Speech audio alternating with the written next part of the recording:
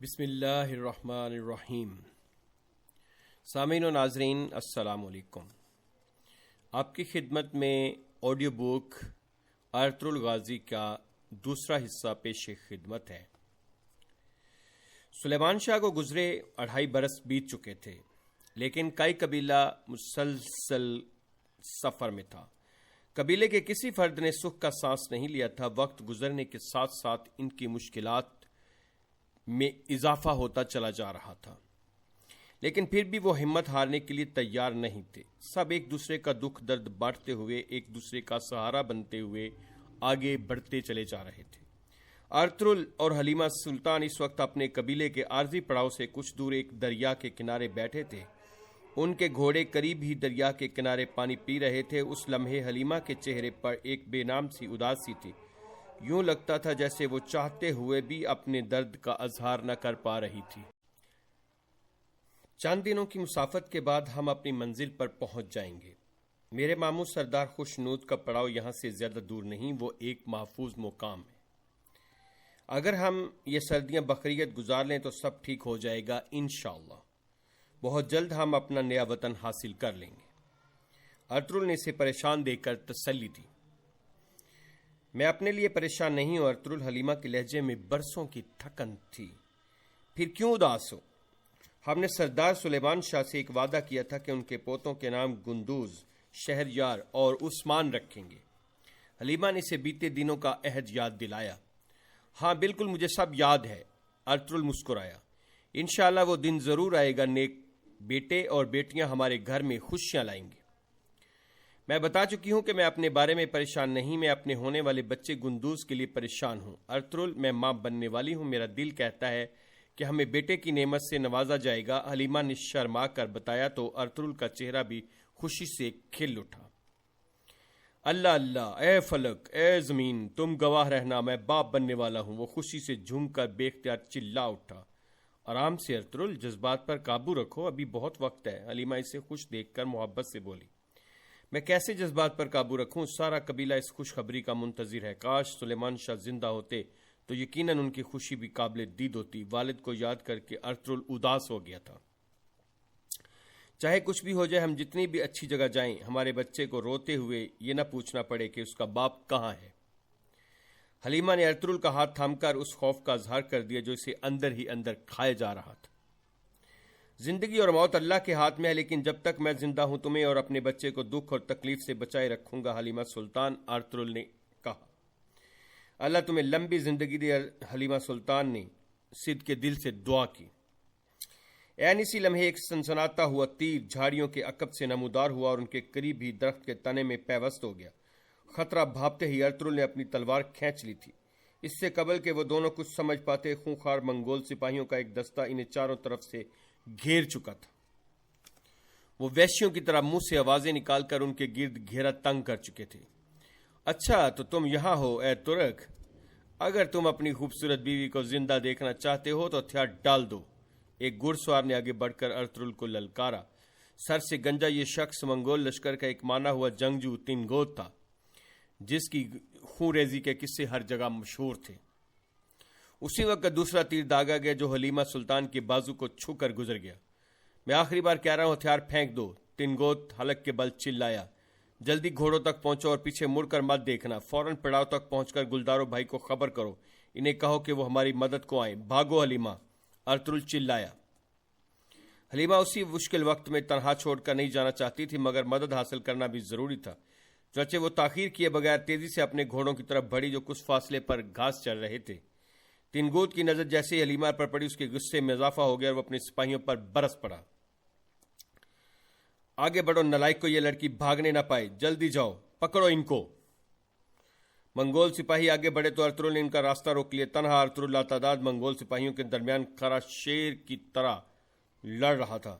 Ertugrul اس بہادری اور جوامردی سے لڑ رہا تھا کہ تنگوت کا منہ بھی حیرت سے کھلے کا کھلا رہ گیا۔ منگول کٹ کٹ کر گر رہے تھے۔ تنگوت کو جلدی اندازہ کہ ارطغرل کو پکڑنا آسان نہیں۔ ارطغرل تو اور تیرا قبیلہ اپنے نئے ٹھکانے تک نہیں پہنچ سکے گا، کوئی نہیں بچے گا تم میں سے، سب فنا ہو جائیں گے منگولوں کے ہاتھوں، تنگوت نے چلا کر کہا۔ اسی پل ارطغرل نے ایک حملہ آور گھڑ سوار کو کھینچ کر زمین پر پٹخ دیا اور خود اس کے گھوڑے پر سوار ہو کر حلیمہ کے تعاقب میں روانہ ہو گیا۔ اسے حلیمہ کی بہت فکر تھی، جس کے تعاقب میں اس نے کئی منگول سپاہیوں کو جاتے دیکھا تھا۔ ارطغرل تیزی سے آگے بڑھ رہا تھا کہ راستے میں ندی حائل ہو گئی۔ اس نے اپنا گھوڑا ندی میں اتار دیا۔ منگول سپاہی اس کے تعاقب میں تھے۔ پانی میں رفتار کم ہو گئی تو ندی کے عین وسط میں منگول اسے گھیرنے میں کامیاب ہو گئے۔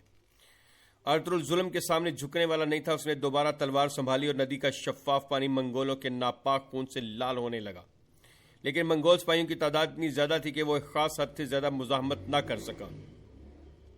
اب ہر طرف سے نیزوں کی انیاں ارطغرل کے جسم کو چھو رہی تھیں۔ ندی کے دونوں کناروں پر کھڑے تیر اندازوں نے بھی نشانہ لے لیا تھا۔ اسے قتل نہ کرنا، کمانڈر نویان کو یہ ترک زندہ چاہیے۔ تنگوت نے اپنے سپاہیوں کو حکم دیا اور گھوڑے سے اتر کر اس کے قریب آ گیا۔ آخر ہم مل ہی گئے ارطغرل، تمہارا چرواہوں کا قبیلہ ہماری چمکتی تلواروں کا مزہ چکھ چکا ہے، وہ تکبر سے بولا۔ پھر مجھے بھی مار دو ورنہ تمہیں موت بھی نہیں بچا پائے گی، ارطغرل شیر کی طرح دھاڑا۔ میں تمہاری یہ خواہش ضرور پوری کر دیتا، افسوس کہ کماندار نویان نے تمہیں زندہ لانے کو کہا ہے۔ تمہیں تو اس کا شکر گزار ہونا چاہیے کہ اب تم سانس لے رہے ہو۔ ایک زمانے میں تم عظیم اوغوز خان کے کتوں جیسے تھے، ارطغرل نے نفرت سے کہا۔ روس، چین، ہندوستان، دجلہ، فرات کے مضافات میں سارے علاقے چنگیز خان کے بیٹے خاقان اعظم اوکتائی خان کی سلطنت میں شامل ہو چکے ہیں۔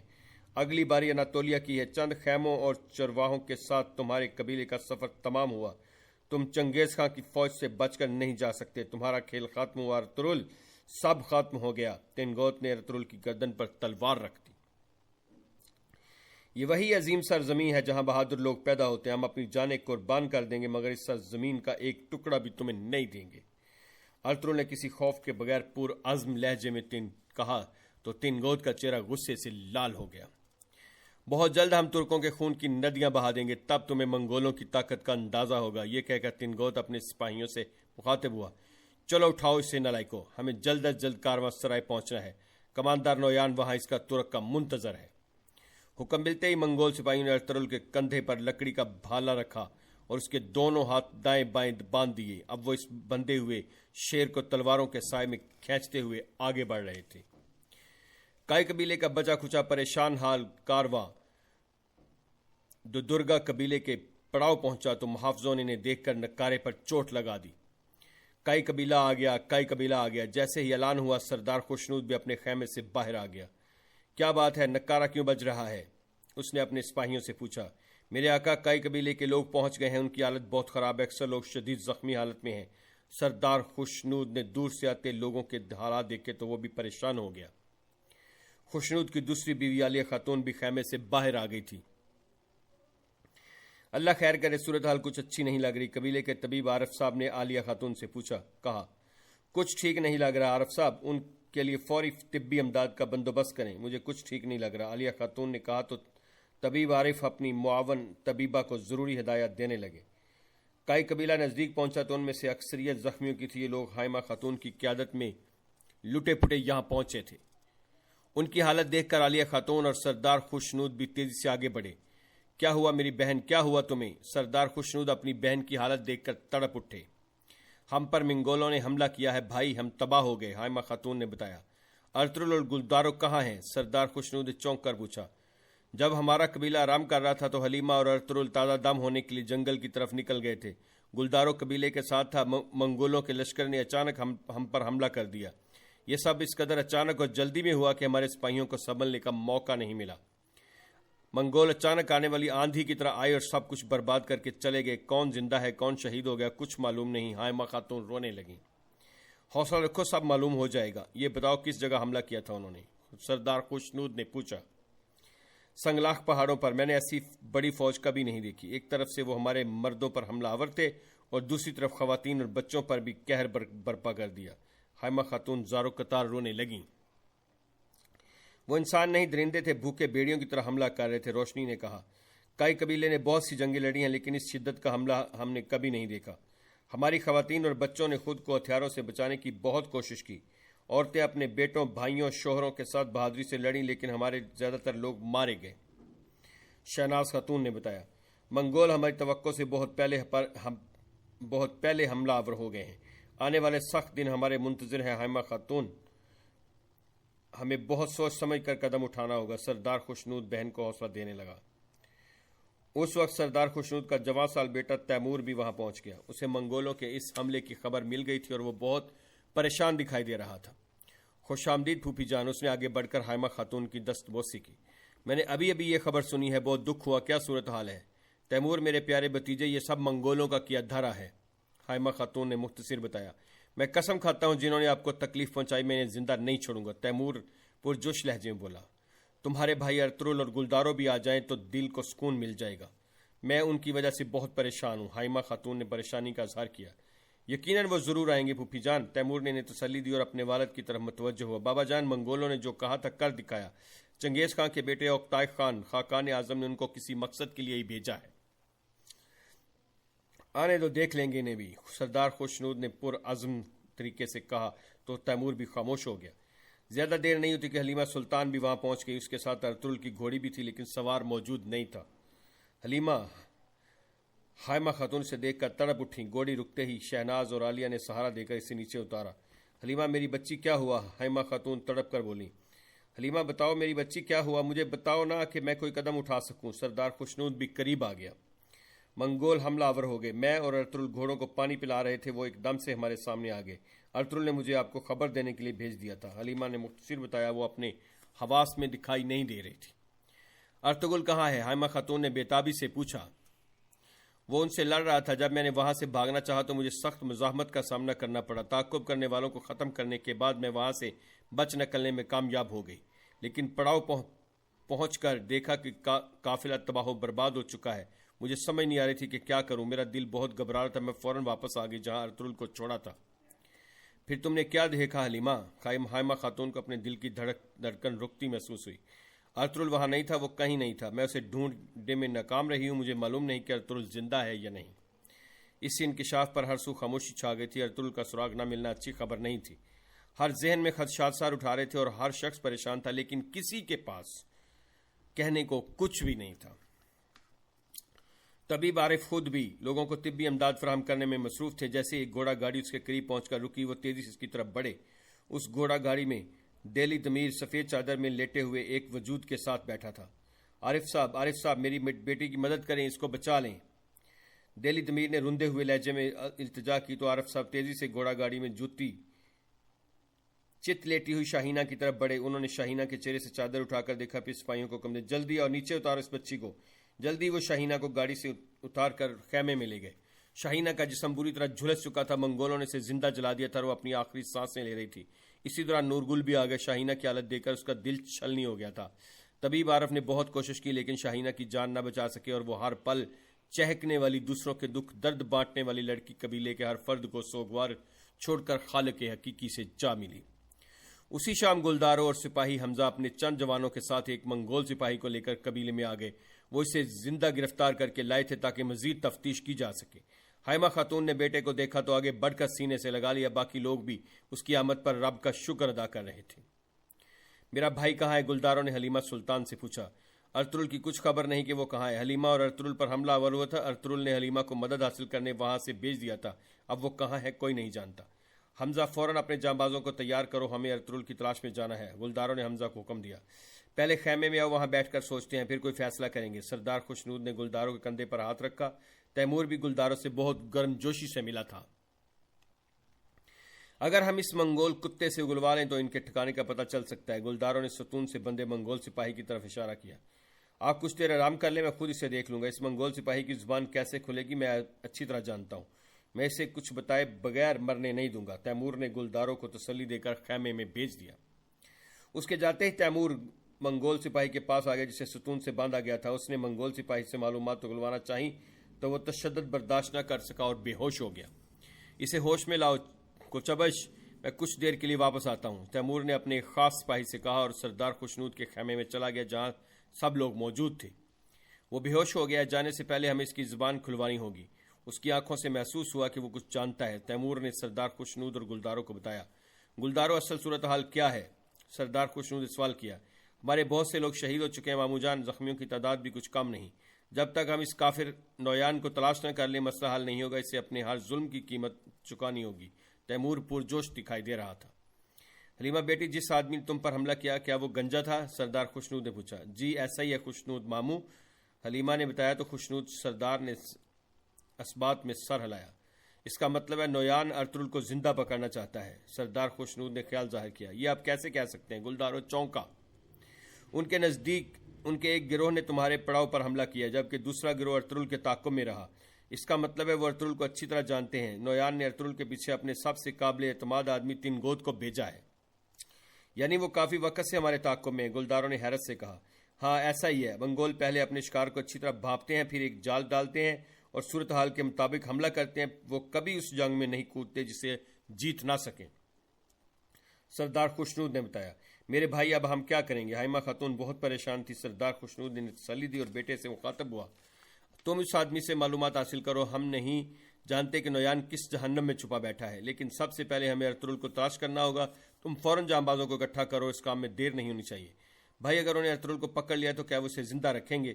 حائمہ خاتون نے خدشے کا اظہار کیا تو سردار خوشنود نے بے بسی سے نظریں جھکا دیں۔ اس بات کا جواب کسی کے پاس نہیں تھا۔ حائمہ خاتون کو ارطغرل کی بہت فکر تھی، لیکن اس بات پر شکر ادا کر رہی تھی کہ انہوں نے اپنے بیٹے ذوالجان اور حلیمہ سلطان کے بھائی شہیر کو جنگجو کی تربیت کے لیے بھیج دیا تھا۔ کم از کم ان دونوں کی طرف سے انہیں کوئی پریشانی نہیں تھی۔ وہ دونوں بابر کے ساتھ جنگی مشقوں پر گئے ہوئے تھے۔ سردار خوشنود کی بیوی عالیہ خاتون تیمور کی سوتیلی ماں تھی۔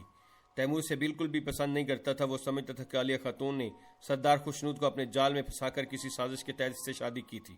شادی کے بعد عالیہ خاتون نے بارہا سردار خوشنود کو تیمور کے خلاف بھڑکانے کی کوشش کی، جس میں وہ کسی حد تک کامیاب بھی رہی تھی، لیکن اب اس نے اپنی حکمت عملی بدل کر میٹھا زہر استعمال کرنا شروع کر دیا تھا۔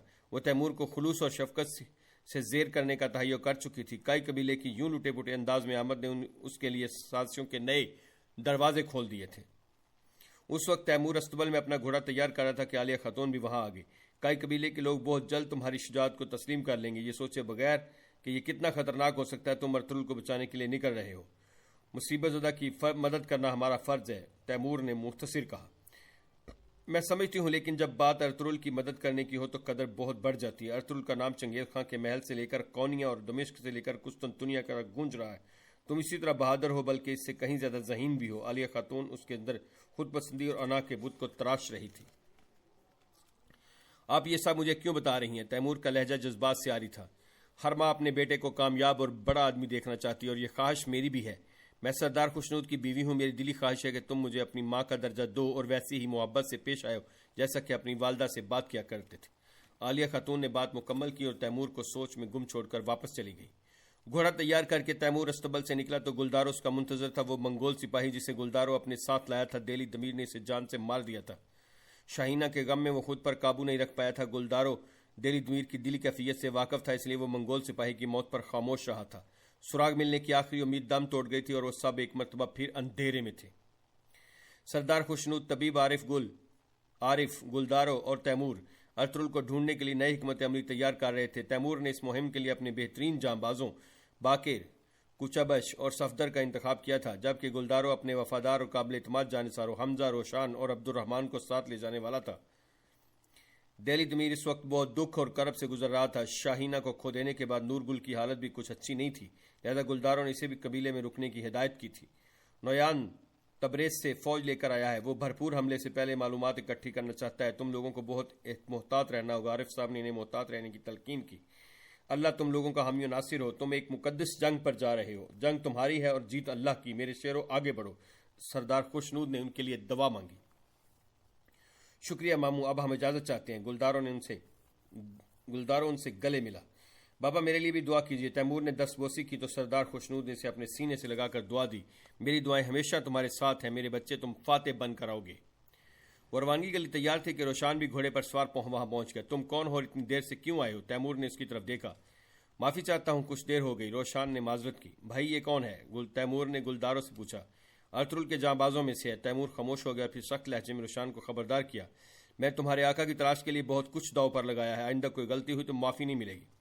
فکر نہ کریں آقا، آئندہ احتیاط کروں گا۔ روشان نے اپنی غلطی تسلیم کر کے تعظیم پیش کی۔ ہم اس پر اعتماد کرتے ہیں، تم بھی اس پر اعتماد کر سکتے۔ گلدارو نے روشان کی حمایت کی۔ آپ کہتے ہیں تو ٹھیک ہے بھائی، تیمور نے کہا اور گھوڑے پر سوار ہو گیا۔ کچھ دیر بعد اس خطرناک مہم پر روانہ ہو گئے۔ پڑاؤ سے نکل کر انہیں مختصر فاصلہ طے کیا اور پھر ایک مقام پر پہنچتے ہی تیمور باقی لوگوں سے مخاطب ہوا۔ یہاں سے ہم علیحدہ علیحدہ راستوں پر سفر کریں گے۔ مخبر کی اطلاع کے مطابق وہ زیادہ دور نہیں ہوں گے، ہم یقیناً انہیں جا لیں گے۔ بہت ہوشیاری سے ارطغرل کو ڈھونڈنے بغیر ہم واپس نہیں جائیں گے۔ گلداروں نے سب کا حوصلہ بڑھایا اور سب الگ الگ ہو گئے۔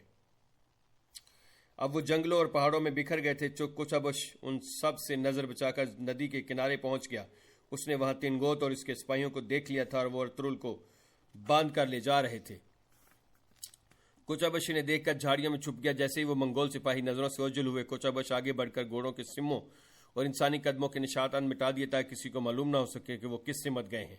وہ اس کام سے فارغ ہوا تھا کہ روشان بھی اس طرف آ نکلا۔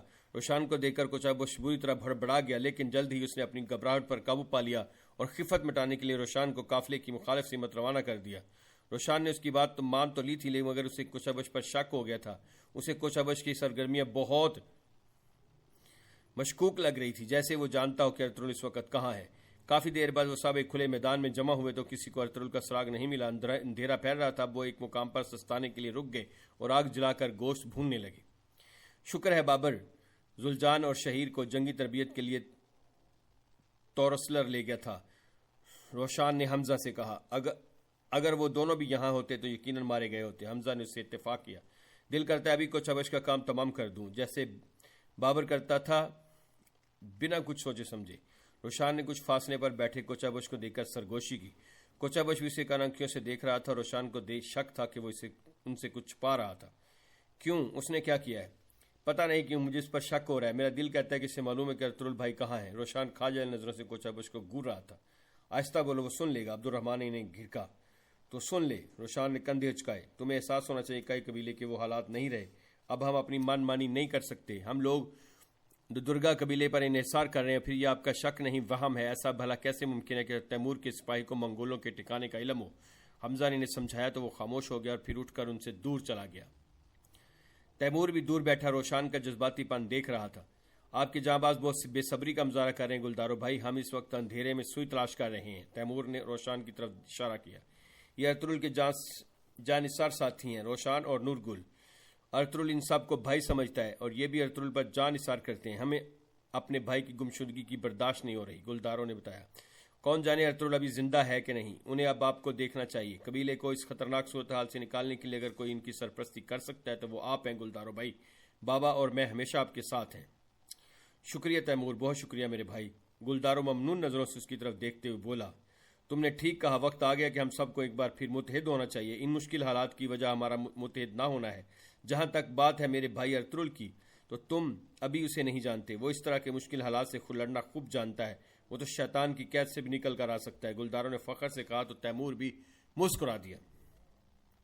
ارطغرل ایک بہادر جنگجو ہے، انشاءاللہ ہم اسے زندہ سلامت پائیں گے، انشاءاللہ۔ گلداروں کے لہجے میں امید تھی۔ میں چاہتا ہوں ان سردیوں میں ہم ایک ہی جگہ رہیں، ایک دوسرے کا ہاتھ تھام لیں، کھانا پینا اکٹھا کریں اور منگولوں کے خلاف ایک ہو جائیں۔